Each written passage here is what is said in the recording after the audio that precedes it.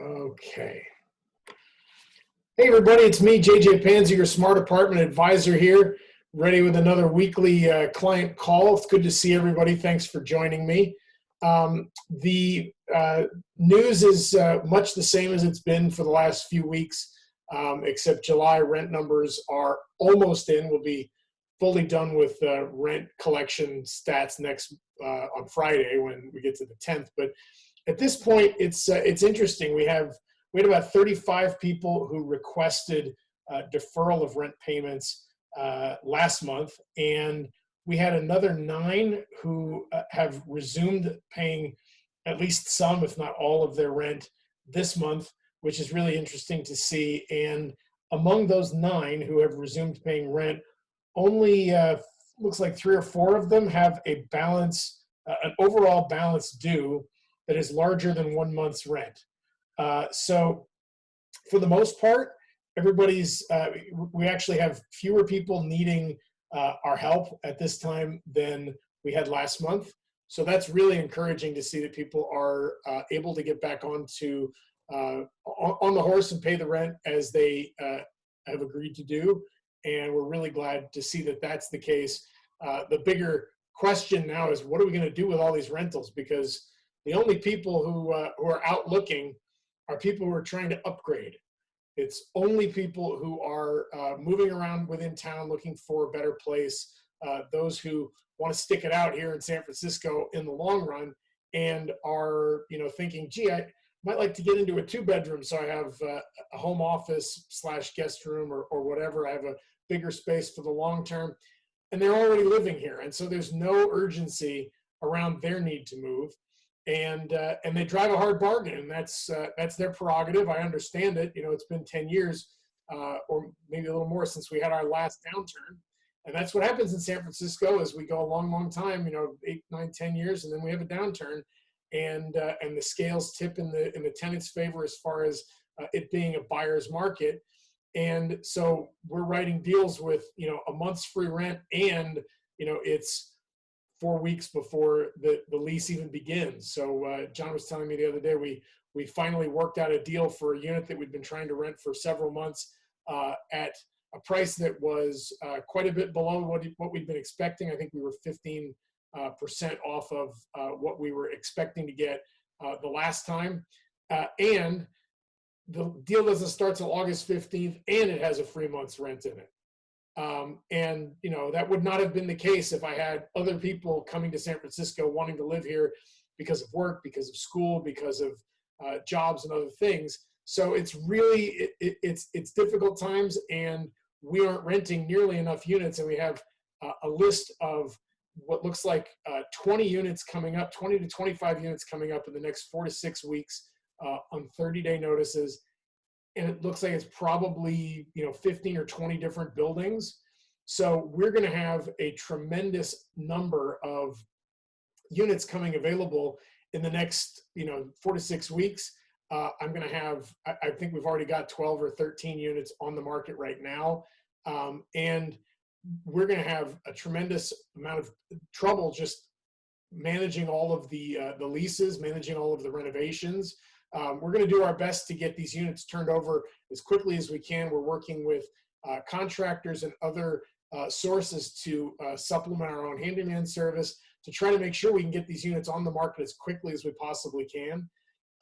And so we're doing the best we can, but we will appreciate your understanding. We'll keep you posted on where we're at with getting your unit turned over if you have a vacancy coming up.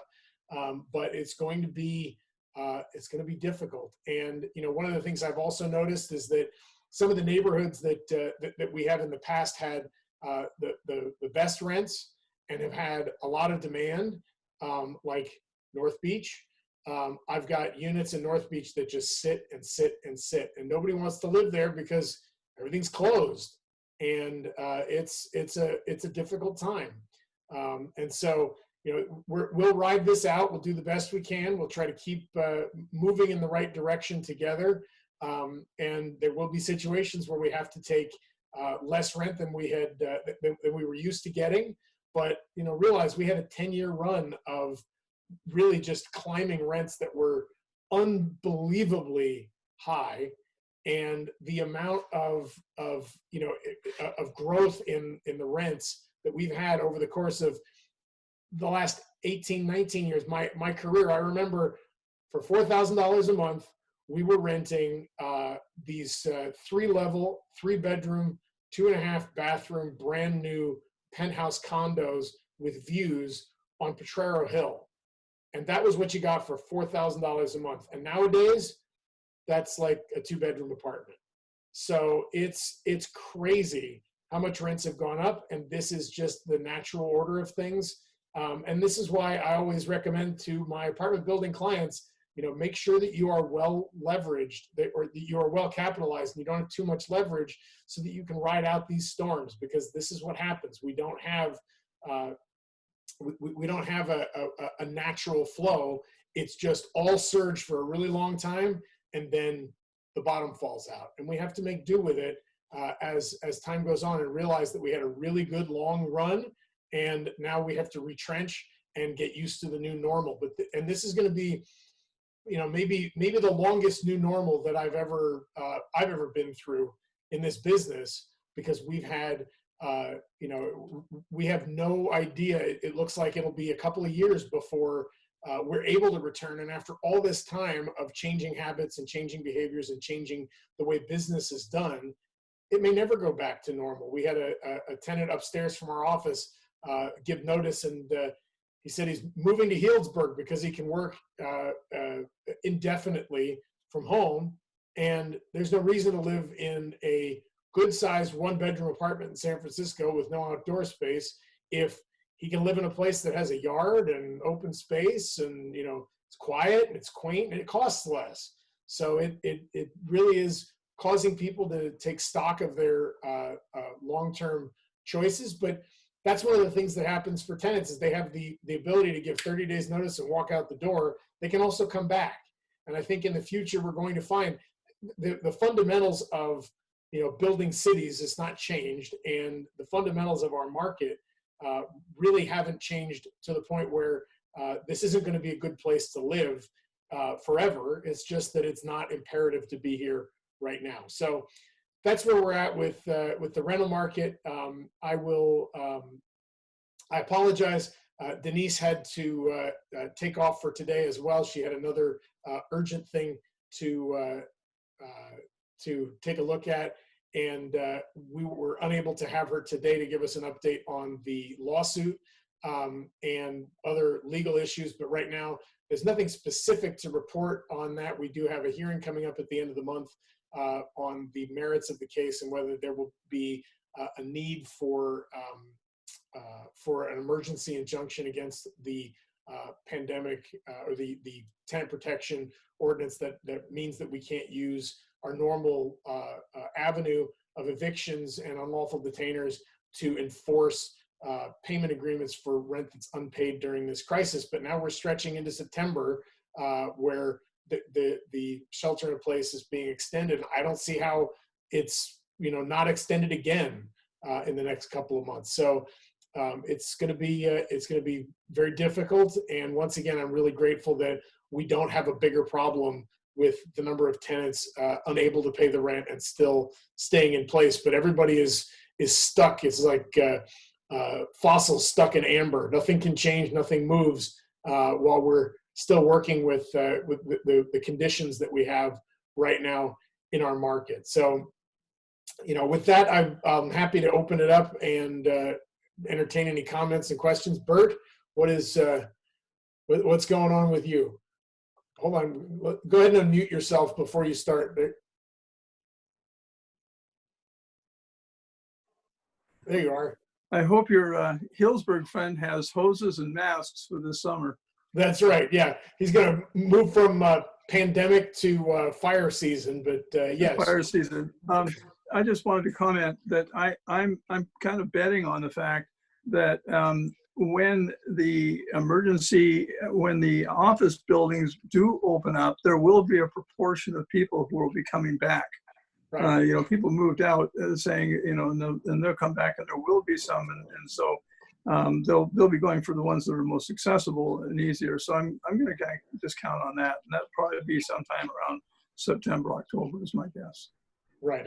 I think we will have some, modified return to work by then. I feel like everybody is, my experience personally has been that it does appear that people are adjusting to the limitations that we have, to the idea that you have to wait in a line with 6 feet of space outside of businesses when there are too many people who are trying to get in, and people are modifying their behaviors to accommodate that. And, the first few months of this, everybody was angry and everybody was scared and everybody was upset.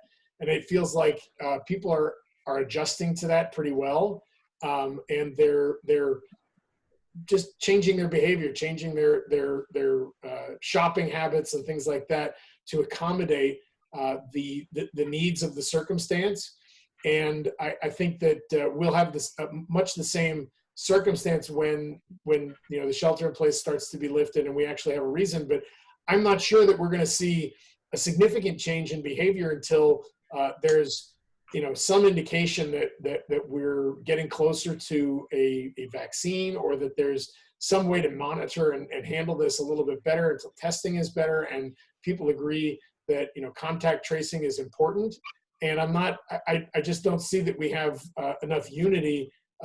We certainly have more togetherness here in California or in the Bay Area than in other places, but our caseloads have been going up because this is hard to do, stay in place and not go out and do stuff. But I feel like after 4 months of this, we're getting better at it. We're getting adjusted to it. And, when it opens up again, it feels a little bit better. It's not quite as painful as it was to get used to being closed for a long time at the very beginning. So we'll see what the effect of that all is on our market as time goes on. Any other comments or ideas? Oh, Nicholas has a question. I see he's raised his hand. Hi, Nicholas. How are you? You'll have to unmute yourself, but happy to have you. Yeah.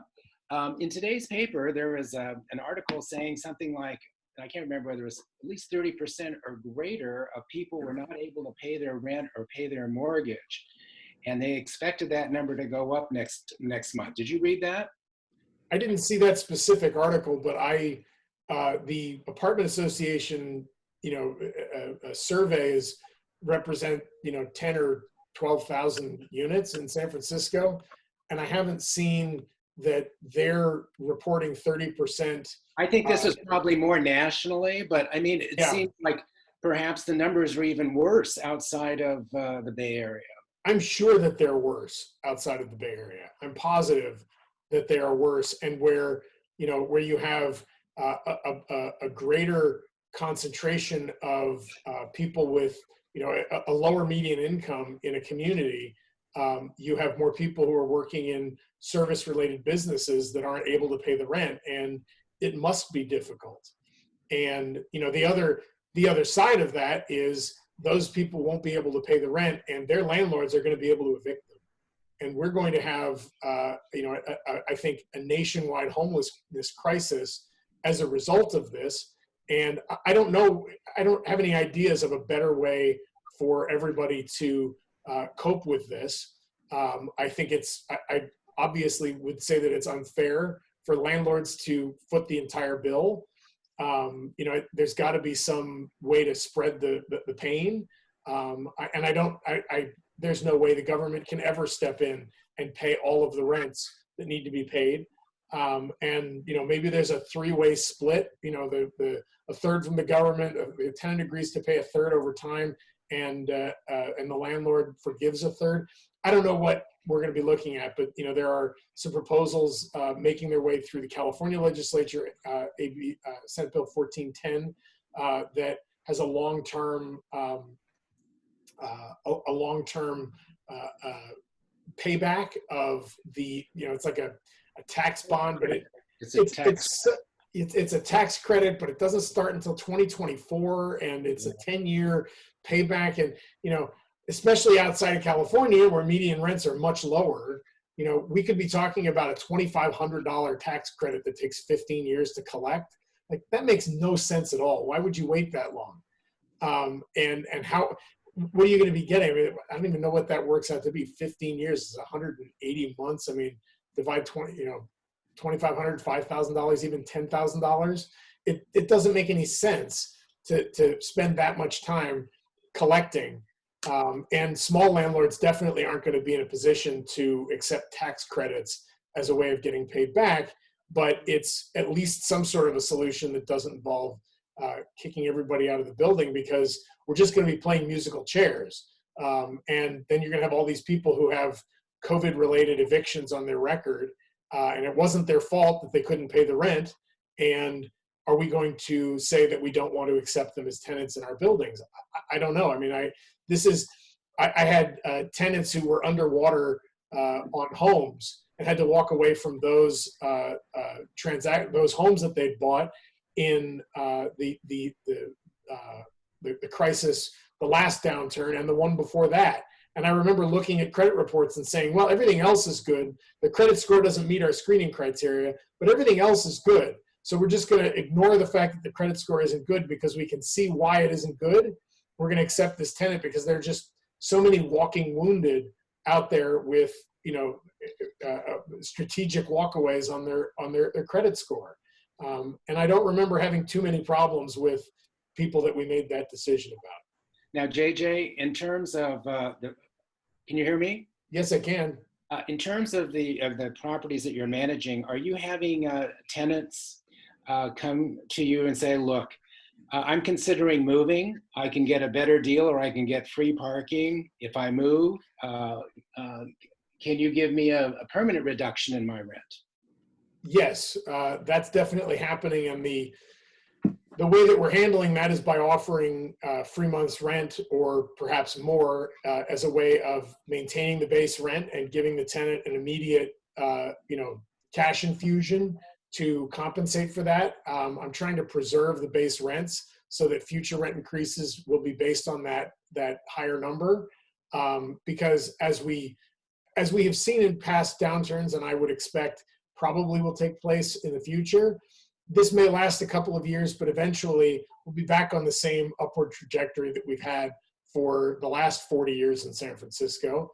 And it will behoove us to have higher base rents, both for the purpose of being able to show that we have a higher gross rent at the building when, you know, buildings are being sold or they're being refinanced, but also to allow for the maximum allowable rent increases to be based on a higher number each year. And so we had a few situations I can remember going way back to the dot-com bust in the early 2000s, in the early 2000s, where tenants came to us every year for 2 or 3 years for a 3 months rent.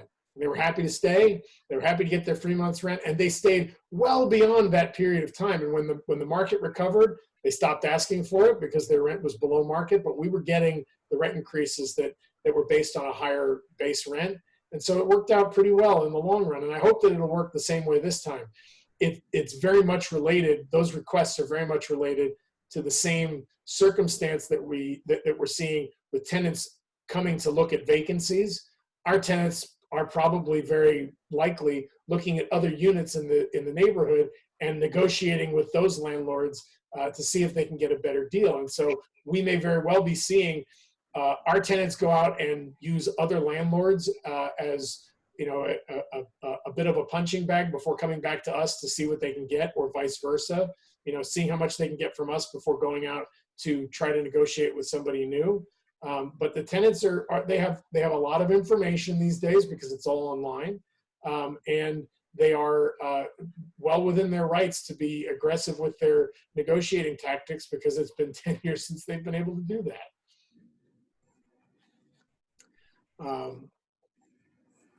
All right. Well, I guess with that, unless anybody else has a comment about the rental market and leasing and deferral of rents, I will introduce Josh once again to talk about the sale market trends.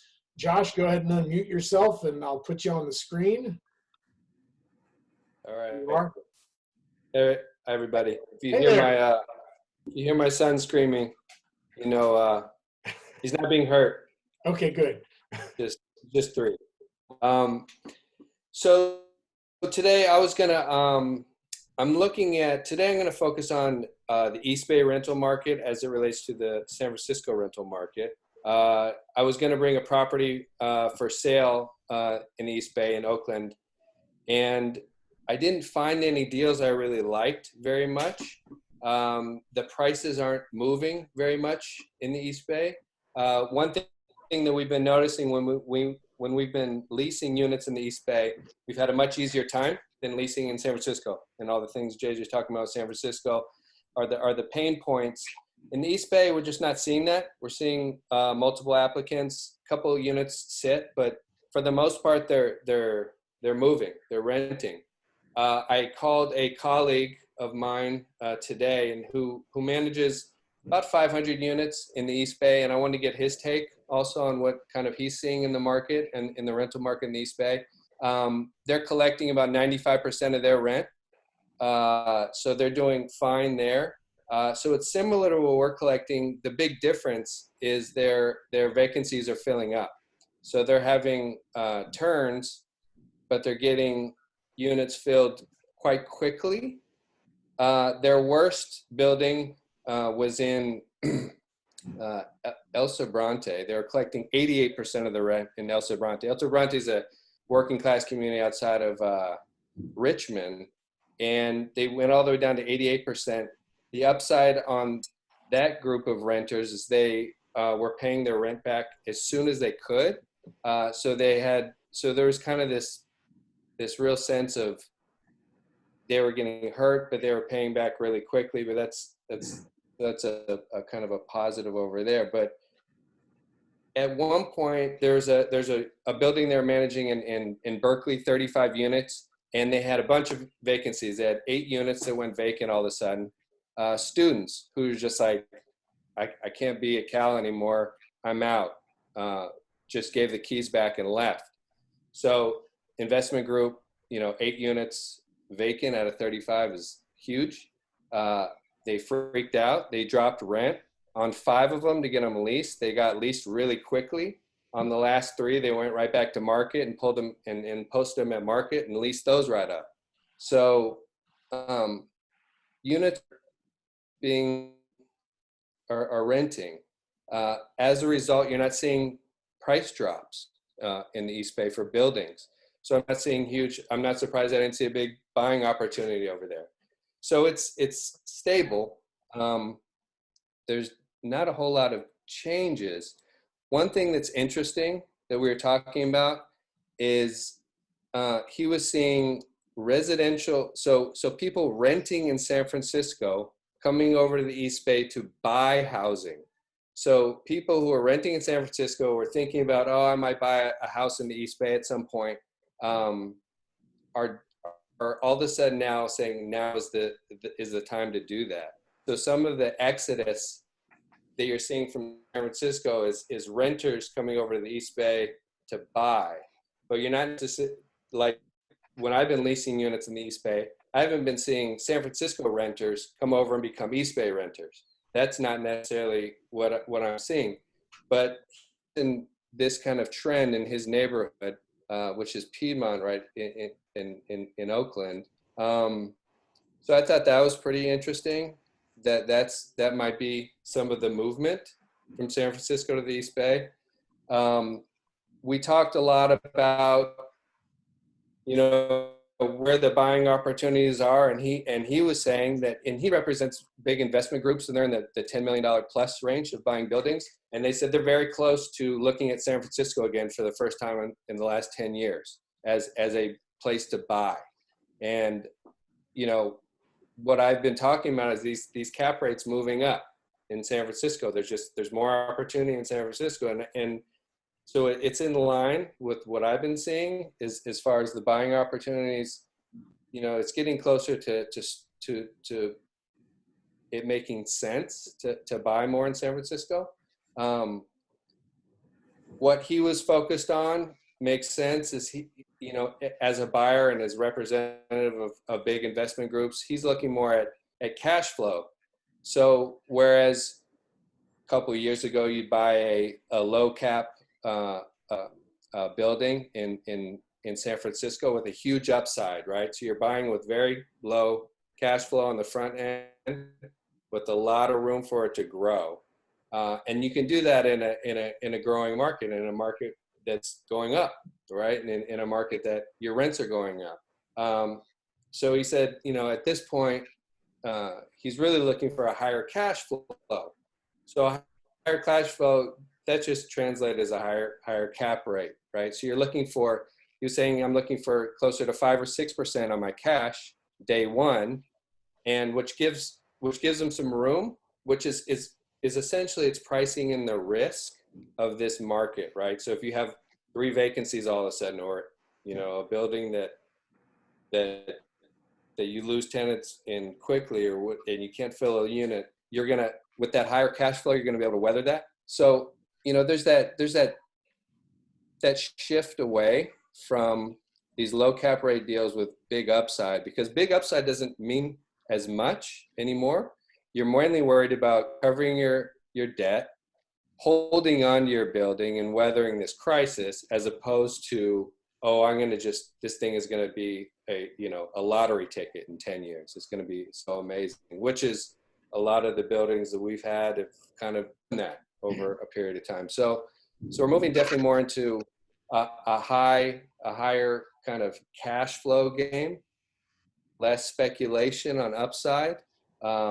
And so what he was talking about is similar to kind of what I've been talking about. And it's just interesting that it's just still hard to wrap our mind around that, the buying opportunities are coming in San Francisco, because I'm not used to it. The last time I thought about buying in San Francisco was when I bought in San Francisco, which was how many years ago, JJ? 10 plus now? It was during the recession. 9 years ago, yeah. Yeah. So here we are. So I thought all of that was pretty interesting. So what that means. So it's just, the East Bay is just a more stable market right now. It's just easier. You're finding people. It's just not being hit by that, lack of foreign students coming in, foreign workers on visas coming into San Francisco. You're not seeing the huge transplants in tech and all the other fields that are kind of hurting in that sense for boots on the ground in San Francisco. You're not seeing that in the East Bay. So it's interesting. I'll definitely keep an eye out for looking for opportunities in the East Bay. I mean, it's a great investment market. I just happen not to see any right now that are that good. And I think I'll keep a closer eye on San Francisco because that's where the fear is. I spoke to another big investor yesterday, and he's just like, he's nervous in terms of, he's like, hey, I thought this virus was under control, and all of a sudden, numbers are going up, and now I'm really nervous again. And he's invested in hotels that are having a lot of problems, and so I am seeing just like a spike with virus numbers, a spike with investor fear, and but on a brighter note, obviously San Francisco is not going anywhere. It's coming back, just a matter of time. And so, I mean, we ended that conversation with, obviously he's looking at buying, and this other colleague of mine is interested potentially in buying in San Francisco. And he told me, hey, if you have any deals that look good, share them with me. And these guys, you can't replace San Francisco. It's not going anywhere. It's a wonderful city. It's a world-class city, as you all know. So but we're getting punched in the face right now. And, but I do think there's going to be some deals coming up here. These 3 cap deals where you have no room for a mistake or a for any vacancies, right? Virus count, there's no room there. Yeah, 2 vacancies out of a 20-unit building could clobber somebody on a 3 cap. That's right. You're just buried.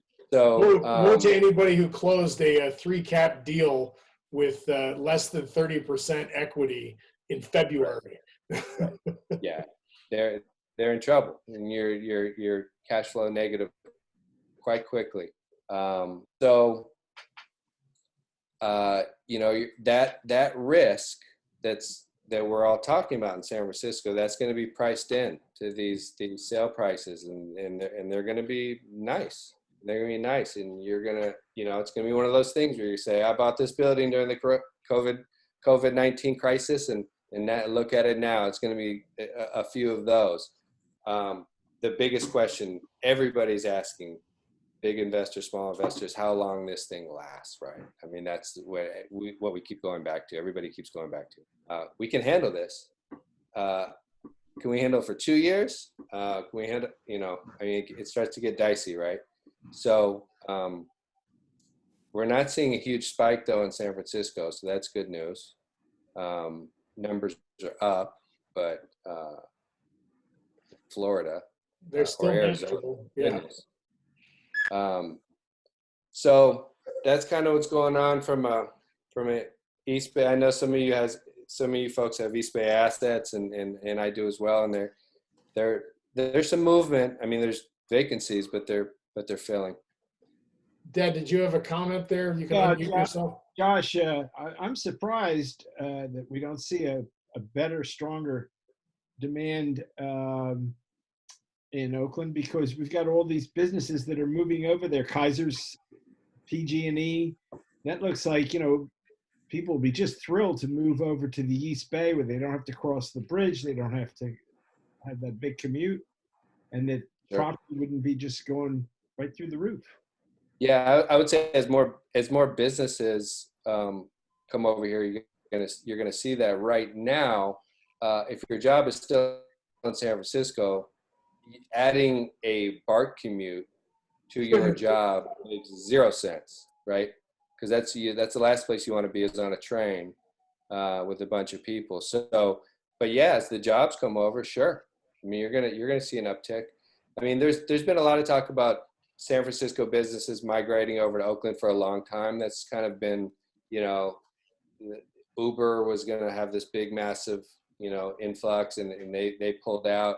So it kind of, as far as a massive wave that really shifts the rental dynamics, I don't know. I don't see that, but you're definitely going to see some people, when their job comes over here, they're coming over here for sure. PG&E's coming. Yeah. So those folks are coming. Kaiser's coming.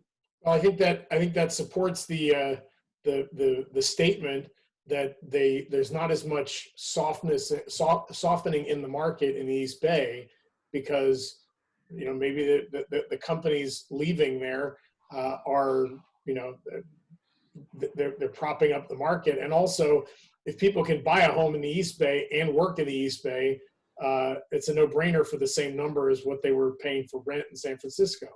So that's a good idea. Right. So you have in the residential market, you have 3.25% interest rates, right, to buy a home. And you're like, well, if density is a bad word, you're stuck in San Francisco, and you have these low interest rates, and you have a job, and you're planning on buying a home anyway. There's going to be some of that shifting. But they'll come back. They will come back.